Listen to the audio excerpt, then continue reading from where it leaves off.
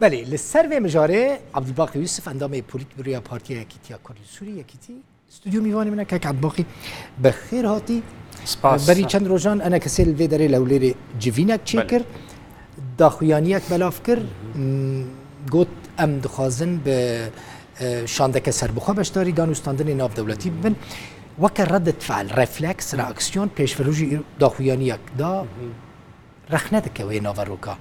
داخویانی انا کسی هونی چاوا بی آلین دنیای سیاسی وک شاندک سربخوا بشداری دانستاندن بطایبت یا ریاض ببن من بيجم برسا سركاي انه كاوي تشلو انجمن نشتماني كرد وكي شانكي سربخوا اف ندا خوازيا هوالي بيشورو تنيا اف دا خوازيا حمي هوالاني وسر كردايتي احزاب انا كسب خنجي وجادا كرديجي برنجكي فرح وادبيجم انا كسي قال لك يجي اخريه أفجرك هي بيشتي رياضة يك وجنيفاس السيا جرك أو دس بيكربانا مخابن حتى إيرو دبهوريا مدجي أو جفاتا بوي يعني نا أو جفاتا ولود هاتا خستن يا هوليري ما هولير هات وبرياري تيدجي دفي بريارين شاو بعض بنصتا بيقومان جرك أنا كسي وإيرو إيه بهتر إدارة انجمنی نشتمانی کردکن ایرو خوخستنا بناوی مکتب جنیف خوخستنا بدیل انجمنی نشتمانی کرد انجمن دو ساله کنگرنا دانیا افقا احداث وتراجعات تشيبونا د جنيفا السياحيه جنيفا داوي قضيه كرد وقضيه ملت نمايا وهر مشارك دفا گفتگوی هذا معنا نكاريبو هالوسطكي بسطيني ايروجي تهالوسط نستاندنا هالوسط يستاندن بهتر انه تشلو تمثيل خوزيده بكند هندروي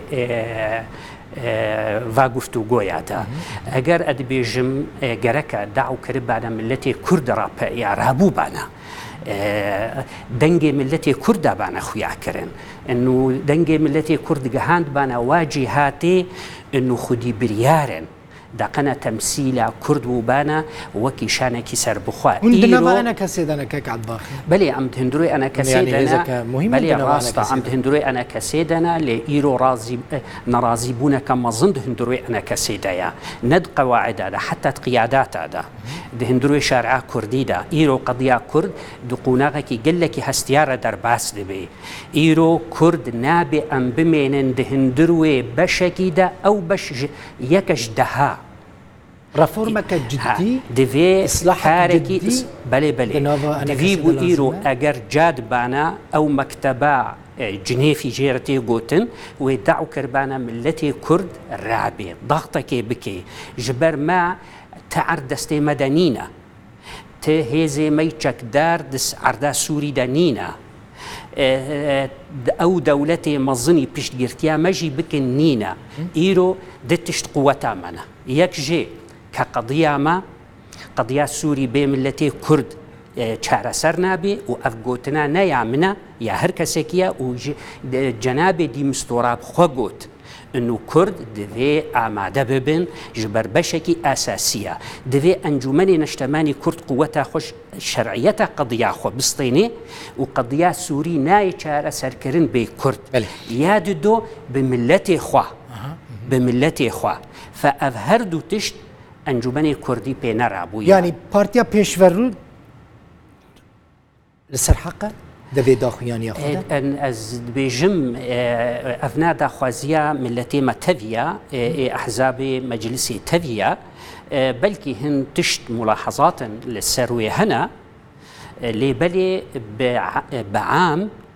تشتكي واتي خستن اما موضوعي انه ولا كرد تاف هنا كي تشتكي وقوتي ادبيجم خياليه مبالغه مبالغه جبر بيادا قبول ناكي حيانها ياددو أفشان جارا ديتن يعني وقوتيهن وسطاء ببياديرة تشيدبن بيادا وقتي شركتها سياسي قبول ناكي قرتيهنا نابردن يعني تم جوكي خوش بكي جبوي مروكار بشانكي بهفدورة تشي بكي نينج برويكي هناكي أدبيجم مثاليات تيدا بيش فروا ما دبيجج دستيا بلنديا دانستاندنان وكشن ورن ام بهفرا مرجعيه كي افا بكنوا ام بهرن باشتاري هفديتني ناف دولتي بن دخالن سركه بيش فروج وات خاصه دخالن نا اوقص معقد بيجم يعني ايرو انجومان بهترتي خستن انه خوا بدي خويا كرن وكي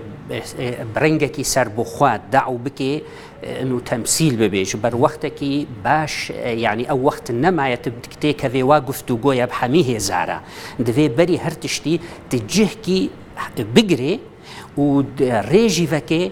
انه تشهزي كردي هاي قفتو قول قلوا ببي بتيبت اوي بري نهاد هندروي انجمني نجتمعني الكردة موضوعي بيادا